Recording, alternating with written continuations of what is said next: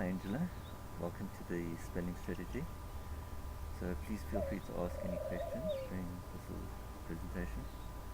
Okay, so the purpose of the spelling strategy is to help Cheyenne, your daughter, who's 6 years old now, to learn how to spell any word from any language quickly and effectively, rather than using the phonetic system, which a lot of children find very, very difficult. I think this spelling strategy would be a lot easier. So feel free to ask questions. Okay, in what way are they different? Well, in terms of how the mind processes information, okay, which is through the five senses: see, hear, feel, taste, and smell. The phonetic system uses the hearing sense, and so children tend to spell words the way that the words sound to them when they learn the phonetic system, and that's why a lot of them spell poorly. So, if for example a child had to spell the word bought, they would spell it B-O-R-T or B-O-U-T or B-A-W-T, but ought. So they're spelling the words the way that the words sound to them, rather than spelling the words visually. For example, spelling the words the way that the word looks or should look. So in the case of bought, it would be B-O-U-G-H-T. So bought would be very difficult because there's the silent GH, and so they don't hear that, so they don't write it down. Where if they had to spell the word the way that it looks, B-O-U-G-H-T, then they'd be able to spell it. So if, for example, you had to spell the word bought, so firstly you'd need to see the word in your mind. So imagine for a moment that the word is written in black on your bedroom wall. Okay, so it's written in a size that is easy to see. Okay, so have a look at the word now in your mind. How many letters are there? How many letters are there? I'm trying to count it. So it's B-O-U-G-H-T. So there are 5. 6. 6. Okay. But I need the learning strategy. Okay. So have a look at the word again. Let's go through it slowly together. And this is what you'd need to do with Cheyenne, is go through it step by step and slowly, because it might be overwhelming for her. So look at the first 3 letters, which would be B-O-U. Can you see those clearly? Right. So what are the first 3? B-O-U. Okay, and then after that it would be G-H-T. Okay, so what are all 6 letters? It's first B-O-U-G-H-T. So what is the letter right at the end? T. And the one just before that? H. And before that? G. And then? U. And then? O. And then? B. So you could spell it backwards even. So getting your Cheyenne, okay, to spell it forwards and even backwards would really boost her self-esteem. Okay, because she could go to school and say, oh look, I can spell the word forwards and I can even spell it backwards. And the trick would be she's just visualizing the word rather than trying to remember all the phonetics to be able to spell the word. Now phonics are very important for learning how to read, but reading and spelling are 2 very, very different mental processes. So if you look at reading, they would have to know the sounds of the letters, and that start with a, b, k, d. And for example, if they were to learn how to read cat, it would be k, at. And the problem that a lot of teachers make is they teach spelling in the context of reading, where they are actually 2 very different things. And it's often said that if a person wants to learn to spell better, they should read more. And that doesn't necessarily work, because reading and spelling are again 2 different things. Okay, so even if we take another word, for example, happy, so the letters would be H-A-P-P-Y. So the key would be to visualize the letters of the word clearly. Alright, so if for example Cheyenne had to in her mind see the letters in white, and the screen in her mind is also white, then she's not going to be able to see it. She's going to say, I can't see anything. Okay, and anybody can do this, because you just ask someone to remember what something looks like. They'll be able to describe it to you, which means that they can actually apply the strategy.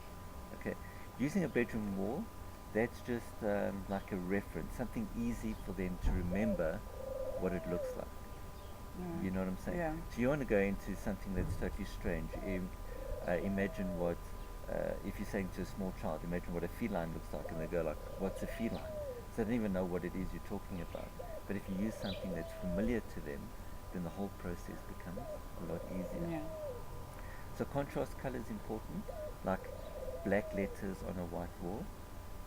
Also signs. If the letters are so small or far away that they can't see it, then the whole process is going to be difficult Yeah. for them. That's what I mean. Yeah, so they need to see it at a comfortable size. You know what I'm saying? And this is where you need to play around with the strategy a little bit, with the what we call the sub-senses, the size, the color, the shape. You know, if it's just the outline of the letters, or if it's bold, you know, or if it's italic. It doesn't really matter as long as they're comfortable seeing the word. Yeah. And start with small words, because the process may be new to them, and so you don't want to start with words like flocky, knocky, lillipillification. It's a bit big. Okay, so you start with words that are small, maybe 3-lettered words, move on to 4-lettered words, and then obviously working with words that they are dealing with at school, you know, and then their test results will improve, or her test results will improve, and from there you can build it on, build on that. So what's also important is the way that you do it. Okay, like another lady that I did this with, she does it in the car on the way to school. So as she's driving, then her and her daughter are busy doing the spelling words together. And it's a lot of fun, you know, make it fun, and it'll motivate your daughter to actually apply the strategy. Okay, and it will require some practice and repetition to get this spelling strategy as a natural habit. Okay, and the younger you start this with your child, the better, but it's never too old to actually begin. So her being 6 is not too young. It's a perfect age, I Is it? think, yeah, because she's just starting to learn the sounds of letters. You know, the C making a K sound, and the A making an, you know, the A making an A sound, and so on, and that's fine. And when you do it with her, she's not necessarily going to spell the words like CAT. She's going to go K-at, which is fine, because that's what she knows. What's important is that she's visualizing. And one way to do that is to get her to trace the letters in her mind. So if, for example, she's seeing C-A-T or cat, you can make her go C-A-T. Oh, okay. So she traces the letters in the air, which is actually what she's seeing.